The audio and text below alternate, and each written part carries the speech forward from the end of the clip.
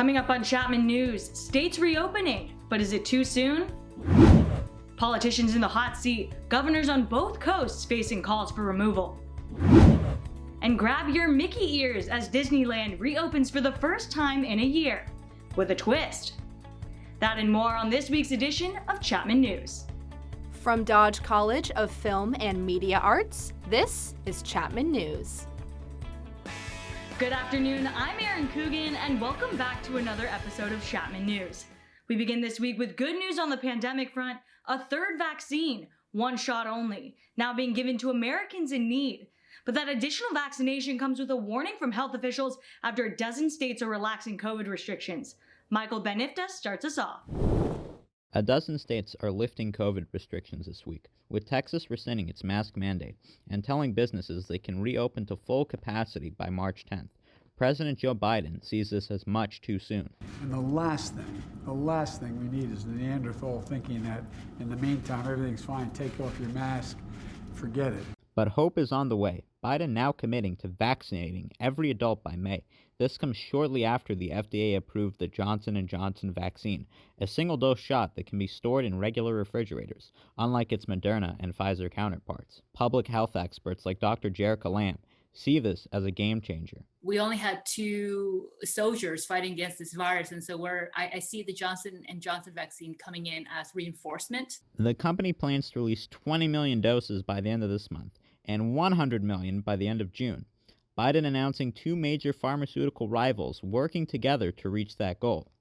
Johnson & Johnson and Merck will work together to expand the production of Johnson & Johnson's vaccine. Though the Johnson & Johnson vaccine is 66% effective, health experts say that should not discourage people from getting it, especially after promising results against new variants. We had patients who had mutant variants enrolled in the Johnson & Johnson vaccine, and therefore we have the answer that this vaccine is effective to protect them against the mutant variants compared to Moderna and Pfizer, where we don't have that data because they were out the gates way back when in December. Despite the new vaccine promises, Lamb says now is not the time to let up on protective measures. We all need to pitch in together, because or else if we let our guard down, as many health experts are afraid, what we have gained in the last few months will be lost again with a third surge. While cases and deaths continue to lower or plateau, the road to normal remains long. For Chapman News, I'm Michael Benifta.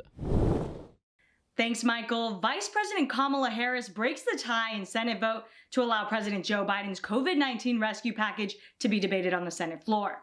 The final vote will likely take place this weekend. Stephanie Parajan has more. Despite threats of attacks on the Capitol, the Senate is going forward to debate the COVID-19 package on the floor. The package includes $1,400 checks for eligible Americans, as well as funding for schools, state and local governments, and businesses. And he's hopeful that Democrats of all political backgrounds can get behind. President Biden originally wanted $2,000 checks, but lowered the number to appease moderates. In state politics, 2 very well-known governors have found themselves in the hot seat this week. Governor Andrew Cuomo faces sexual misconduct allegations from 3 different women, 2 of whom worked in his office. The third said that she met Cuomo at a wedding, where she said that he acted aggressively. One of the 3 women accusing Cuomo of sexual harassment, Charlotte Bennett, a former aide at the governor's office, details her experience with Cuomo. The governor asked me if I was sensitive to intimacy. In his office? Yes, during the workday. What were you thinking as he's asking you these questions? I thought, he's trying to sleep with me. The governor's trying to sleep with me. Cuomo apologizing at a press conference. I truly and deeply apologize for it. I feel awful about it, and frankly, I am embarrassed by it. Despite the apology, there are still calls for the governor to be impeached. Barbara Fox has the latest. Thanks, Stephanie. California is looking at its first governor recall election since 2003. As organizers say, they have enough signatures, an estimated 2 million, to bring the vote to a ballot in November. 800,000 of those signatures have been verified by the state. Where is the recall support coming from? A majority of efforts are from Orange and Ventura counties. Randy Economy, senior advisor to the Recall Newsom campaign, tells Chapman News the frustration they are feeling with the current administration. Yes, we recognize that the pandemic is very, very real. And yes, we understand, many people died. The thing that was the boiling point is when he decided to, shut down every restaurant in California, destroy mom and pop businesses all over the state. And he turned right around and he went to the most exclusive, expensive restaurant, not only in California, but probably in the United States for a party. And it was a birthday party. And there were 22 people at that birthday party, including him and his wife, the First Lady of California. And that was a bought and paid for party by lobbyists. Economy says it is not up to them to decide the next governor. They just want to hold this one accountable. Locally, Orange City Councilman Mike Alvarez is fighting for his seat.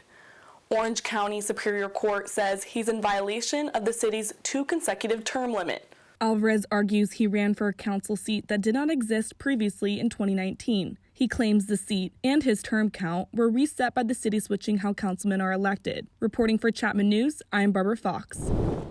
Thanks, Barbara. It's been a polarizing year for the Chapman community, with the recent party Instagram accounts only adding to the division. Nick Ratton has a closer look at how this is affecting students. On the last day of fall orientation, newly minted Chapman students gather around the Atala Piazza for the candle lighting ceremony. Here, a single flame ignites hundreds of candles, solidifying the familial bond shared by the Panther community. But what happens if the flame goes out? In a matter of months, Chapman students have endured crippling isolation, a contentious election, and anonymous social media accounts that show no mercy to anyone partying during the coronavirus. In each of these cases, many viewpoints are hotly debated, such as with freshman Jack Cohenauer and his roommate. Roommate last semester was attending large off-campus parties and gatherings that weren't following basic COVID protocols such as masks and social distancing. And after I had a conversation with him after seeing social media posts, he blocked me.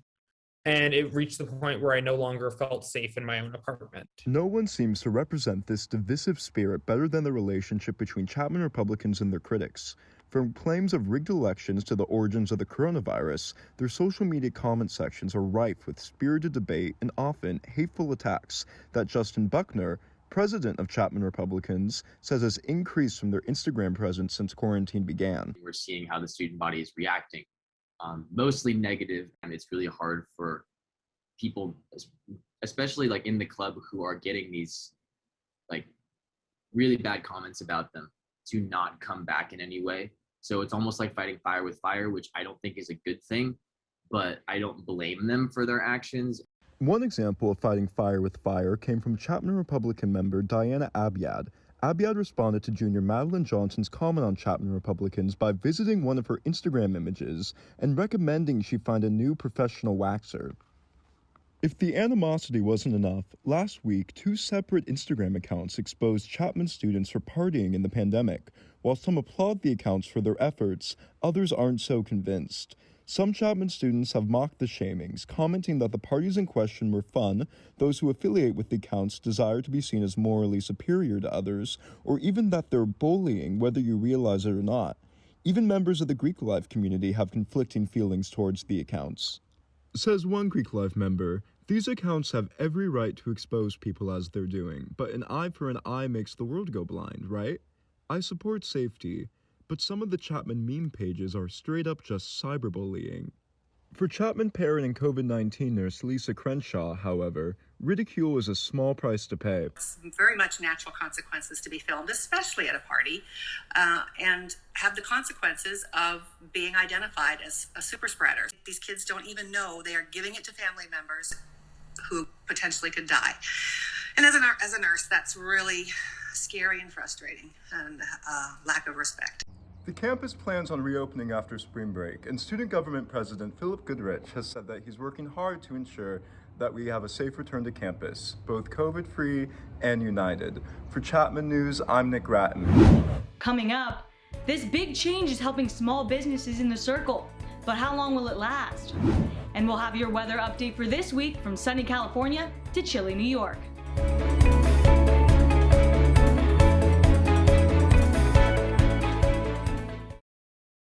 Oscar the Grouch here to tell you, yeah, you, to wear a mask out in public around other people. Sure, it'll keep you healthy, but more importantly, I won't have to see your happy, smiling face. And if you don't want to wear a mask, I've just got one thing to tell you. Scram! Go away! Caring for each other because we are all in this together. So wear a mask and have a rotten day, will ya? The crisis surrounding the biggest school abduction in Nigerian history has come to an end. All 279 schoolgirls are back with their families after being kidnapped in the middle of the night last Friday. Melissa Cho has our update. Alyssa. After an agonizing 3-day wait, a flood of relief washes over the parents and relatives of the abducted Nigerian schoolgirls. I'm happy. With cameras flashing, journalists crowd near the young girls moments after being released. Many of the girls are barefoot and some are limping. Locals say a group of gunmen stormed the Jangibe Government Girls Secondary School at around 1 in the morning last Friday.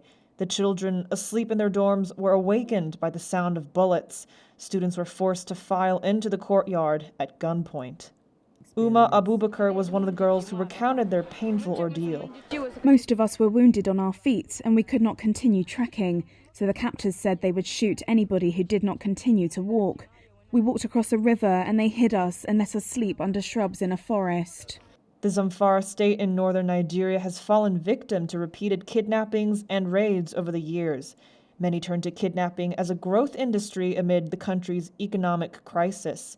The Nigerian government has denied paying ransoms for the case, and it is still unclear as to how the children were rescued. On Twitter, Zamfara State Governor Bello Matawalle publicly writes, "I enjoin all well-meaning Nigerians to rejoice with us as our daughters are now safe." Certainly a day not just for all Nigerians, but for all of us to rejoice and remember. Melissa Cho for Chapman News. Thanks, Melissa. We certainly are happy to hear the girls made it home safely. In Southern California this week, Border Patrol authorities confirmed 13 people killed in a car crash by the U.S.-Mexican border, making it one of the deadliest car crashes near the border in history. A Ford Expedition carrying 25 people crashed into a cement truck on Tuesday. 10 of the 13 people killed have been identified as Mexican citizens, but it is unknown what caused the crash and whether it was a smuggling operation. Smuggling undocumented immigrants is common in this area. Earlier in the same day, 19 undocumented people were arrested after their Chevy Suburban caught fire. And closer to Chapman, the Circle has some new updates to increase foot traffic. I took a look at how these changes are helping small businesses. For months now, local and state COVID restrictions have required all businesses to adapt to the ever-changing health crisis, taking common practice like in-store shopping and dine-in eating off the table. Where the biggest difference lies is within a company's ability to adapt to these changes. Family and small businesses, just like many here in the Circle, have inevitably been hit harder than anyone. With fewer hands and less resources than their larger competitors, smaller businesses are forced to make bigger sacrifices just to keep doors open. So the larger businesses like Target and Walmart, of course they're going to survive this, they have no problem. But here, small businesses, these are people's families that they're supporting, that they're putting the food on the table at night for. So shutting down this South Street was a make or break for a lot of these small businesses, and it helped out the Orange community a lot. Blocking off street traffic is just one of the many efforts made by the city to protect our small business culture by allowing restaurants to continue serving customers outdoors while adhering to health and safety protocol. Increased dining options promote greater foot traffic to the area and stimulates the business needed for company survival. I know everyone's was kind of displaced initially, but after like almost a year of it now, I feel like there's definitely old and new regulars, as well as just like surprisingly more new faces. While a few businesses like Aussie Bean have closed during the pandemic, the Circle is mostly staying afloat. Also staying afloat is a cold blob in the Arctic Circle. Sienna Platt has more and your weather forecast.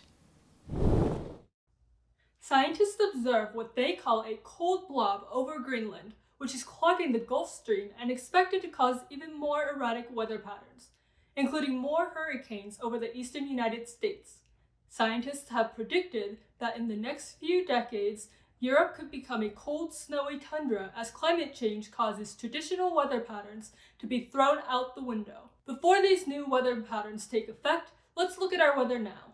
In Orange County, it's 73 and sunny. As for the rest of Orange County, for the highs, in Westminster, we have 72, 73 in Newport Beach, 75 in Orange, 71 in Irvine, 67 in Laguna Beach, Mission Viejo at 74, and San Clemente at 67. And for the Orange 5-day forecast, we have a high of 75 and a low of 49 for Friday, very sunny, 67 and 49 for Saturday, also very sunny, and then it's going to get a little cloudy with a high of 65 and 49 is the low on Sunday, and Monday also partly cloudy at 63 and 47. On Tuesday, we'll see showers with a high of 61 and a low of 46. For the national forecast, we have 59 in San Francisco, Seattle is 49, 75 in Las Vegas, Denver is 60, 78 in Austin, 47 in Minneapolis, 45 in Chicago, Atlanta, Georgia is 62, Miami, Florida is 77, Washington, D.C. is 44, and New York is 38. And those are just the highs. It'll be a lot colder than that. That's all I've got. My name is Sienna Platt for Chapman News. Coming up, was Tiger Woods asleep at the wheel? We'll have your sports update. And this invite-only social media platform is making waves. How you can get in on the action.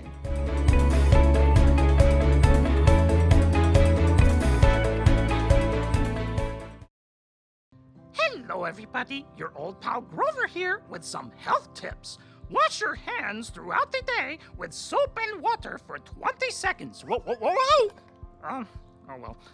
Also, practice physical distance by staying 6 feet away from people in public. And do not forget to wear a mask. And wow! So that is where the soap went. Yeah. Caring for each other because we are all in this together. If you wanted to hear your favorite musician, politician, or tech creator speak 15 years ago, you had to wait for their spot on the news cycle. But today, you can join in listening to conversations with anyone from Elon Musk to Oprah Winfrey to Drake, all with the tap of a button. Natalie Tasha Thompson has more. Clubhouse, an invite-only social media platform, has taken the world by storm with its unique audio-only interface, where friends and strangers alike can listen into active conversations and speak on all kinds of topics. Clubhouse is a new type of social network that is based on voice, where people come together with others to talk and listen and learn from each other all in real time. After launching in the spring of 2020, Clubhouse has found its sweet spot in the marketplace today as the most coveted app for all things education and information amid COVID-19 restrictions. Right now, I think since everybody is home and they need something to do, they're logging in and listening to this. It's basically like a live podcast in real time. In less than 9 months, Clubhouse's valuation has increased from $100 million to $1 billion. In the month of February alone, Clubhouse increased its user base from 2 million users to 10 million. Clubhouse's growth is quite similar to that of Facebook. In its first year back in 2004, Facebook received a doubled valuation and increased its user base by 6 million accounts. When Facebook got wind of Clubhouse's features, they started creating an app of their own. It's very basic currently. I'm sure some other apps are already trying to copy them. So clearly there's something behind them that these other apps see as a competitor. With the ability to ask questions to some of the top creators in any industry, the concern over privacy has become more prevalent than ever. This past week, Clubhouse revealed that they had had a data breach after the app assured users that their data could not be stolen by cybercriminals. The reality is, if you want to build a product for the whole world, you have to recognize that there are bad actors in the world, and you have to build a product that's durable and can withstand that. According to Clubhouse, chats are recorded and saved only for a short time in order to review any harassment claims and then deleted. However, Stanford University's Internet Observatory warns to proceed with caution while using the app, as it is still in beta testing. I have had like some like weird profiles like try and speak in my clubhouse rooms. We just delete them, but yeah, I do think it is a little bit dangerous not having anything monitoring who's speaking on the app, really. Clubhouse might be all the rage today, but questions remain over how the app will continue growing as the world finds normalcy post-pandemic and in-person interactions become common once again. I'm Natalie Tasha Thompson for Chapman News. Thanks, Natalie Tasha. I'll be looking out for my invite to Clubhouse. And exciting news from the Chapman golf team as they had their first tournament this week since the pandemic began. Brennan Corrigan has this and more in our sports update. Brennan? Thank you, Aaron. Hello, everyone. My name is Brennan Corrigan, and welcome back to another episode of the Best Campus Sports Show. This past weekend, Chapman men's and women's golf played their first tournament of the year. The teams were led by our athlete of the week, Brooke Leet. After nearly a year away from SkyAct competition, Leet finished the tournament with a career-best performance, shooting 157, plus 13 for the course, placing 7th overall while leading the Panthers on the individual leaderboard. Leet says her mental game was her fuel on the course. We've spent a whole year not in play. And so I just had this like new mentality, like, okay, it's my last season. I want to finish it really strong. And that kept me going through the entire field of this past weekend. The Panthers golf teams will be back in action on March 15th at the California Lutheran University Invitational. The NBA All-Star Game is set to kick off Sunday in Atlanta, Georgia. Unlike previous years, this year's game and all the major festivities will take place in one day. In an effort to keep players and coaches safe from COVID-19 and shorten the event, the skills challenge and three-point contest will come before the All-Star Game, while the dunk contest fills the halftime slot. East and West team captains LeBron James and Kevin Durant chose their teams from the list of selected All-Star players yesterday. With the teams selected, the two star-studded rosters will face off Sunday night.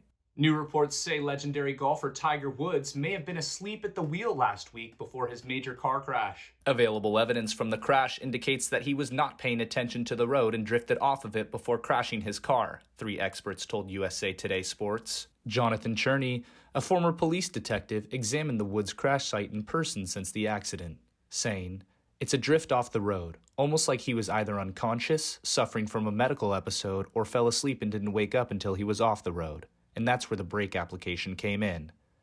The investigation surrounding Woods' crash is still ongoing. That's all for today on the Best Campus Sports Show. I'm Brennan Corrigan. Now back to you, Aaron. Coming up, who took home the big prizes at the Golden Globes? We'll have a recap just in case you missed it.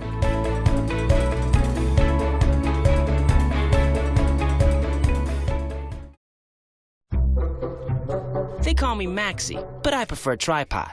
I was your above-average four-legged homie, and then wham, bam, minivan. Some people pity me. Now that's lame. I still run, fetch, and swim. And the ladies love me. I'm the ultimate wingman. Just don't ask me to high five.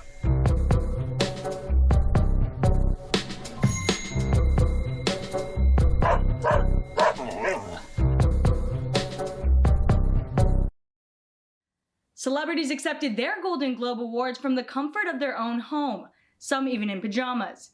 Shyamalan Fairley has the recap and more from the entertainment world. Thanks, Aaron. I have lots of headlines to share with you today, from big celebrity events to some local fun. Let's get into it.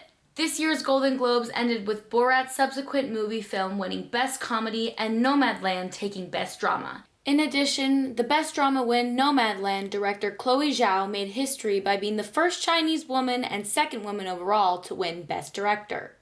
After originally being delayed due to COVID, the awards show looked quite different this year. Some highlights from the virtual awards ceremony captured filmmakers and celebrities in their living spaces wearing loungewear. Celebs like Jodie Foster gave her acceptance speech for Best Supporting Actress while sporting a silk pajama set. Are you kidding me? I think you made a mistake. I love my wife. Thank you, Alex. And Ziggy and Aaron Rodgers and, the Hollywood Foreign Press, right? This is awesome. To put her shout out into context, Aaron Rodgers thanked Foster in his speech after being named MVP of the 2020 NFL season. Another notable moment from Sunday night included Kaylee Cuoco celebrating her loss of a Golden Globe for Best Actress in a musical or comedy series. Humoring herself, she wrote, "I would like to thank Nevermind" on her Instagram. At least the humor of celebrities kept spirits up during the show, which only drew about 6.9 million viewers compared to last year's 18.4 million. Speaking of keeping spirits up, after a long year, Disneyland launched its ticket sales for A Touch of Disney just yesterday. Following Disneyland's nearly year-long shutdown, restrictions, and laying off over 30,000 employees, Disney announced its new exclusive experience, A Touch of Disney, which is set to start March 18th in Disney California Adventure. The event features Disney food favorites at 25 locations within the park and special COVID-safe entertainment from some of our dearly missed characters. Tickets are $75 a pop for the limited capacity experience, which will be held Thursday through Monday until April 5th. This is not the only park launching new events this month. Today marks the first day of Knott's Taste of Boysenberry Festival at Knott's Berry Farm. The park remains closed, but 80 different boysenberry-infused treats, as well as other themed merchandise, will be offered during the outdoor festival, which is happening through May 2nd. While these childhood fantasies are once again bringing joy to the world, other parts of our childhood are taking serious criticism. 6 Dr. Seuss books will no longer be published due to racist and insensitive depictions of minorities. The titles include And to Think That I Saw It on Mulberry Street and If I Ran the Zoo. According to the Associated Press, the Dr. Seuss enterprise says that these books are hurtful and wrong.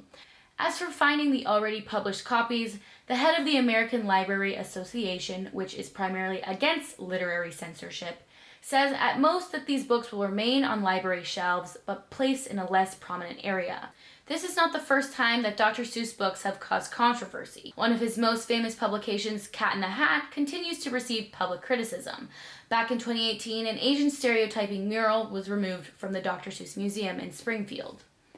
Now everyone can look forward to some local festivals, or maybe you can pick up a light read this weekend that maybe isn't as problematic. That's all I have for entertainment today. I'm Shambhalin Fairley reporting for Chapman News. Back to you, Aaron. Edgar's Mission Animal Sanctuary found a sheep lost in the middle of the Australian woods and in desperate need of a haircut. The sheep, now named Bah Rock, was found in critical condition and covered in over 77 pounds of wool. Rescuers have now shaved Bah Rock, relieving him from his fluffy prison. He remains under the care of Edgar's Mission Animal Sanctuary and is said to be recovering well and in good spirits. And until we get back to the studio, be sure to check out our social media pages at Chapman News and our YouTube page at chapmannews.tv. I'm Erin Coogan, and we'll see you next week.